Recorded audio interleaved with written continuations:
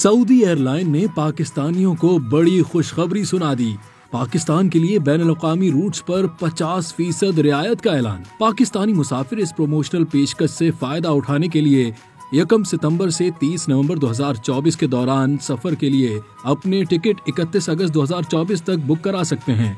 लेकिन ये पेशकश महज पाकिस्तान से सफर करने वाले बिजनेस और गेस्ट क्लास के मुसाफिरों के लिए है, जो कि इस पेशकश के जरिए सऊदीया के 4 बर्र-ए-आज़मों पर मुश्तमिल किसी भी बैनुल-अक़वामी रूट पर सफर कर सकते हैं। दरअसल सऊदी अरब की कौमी फ़ज़ाई कंपनी सऊदीया ने जद्दा के किंग अब्दुल अजीज इंटरनेशनल एयरपोर्ट और रियाज के किंग खालिद इंटरनेशनल एयरपोर्ट से पाकिस्तान समेत दीगर ममालिक के मुसाफिरों के लिए बैनुल-अक़वामी परवाज़ों पर 50% तक की गैर मामूली प्रमोशनल पेशकश का ऐलान किया है। ये पेशकश पाकिस्तानी मुसाफिरों को your ticket your visa service के जरिए मुमलिकत से भी जोड़ेगी और ज़ायरीन को मुमलिकत में 96 घंटे तक क़याम, मुख्तलिफ इलाकों के सफर और यहाँ तक कि उम्रे की सादत हासिल करने की सहूलत भी हासिल होगी।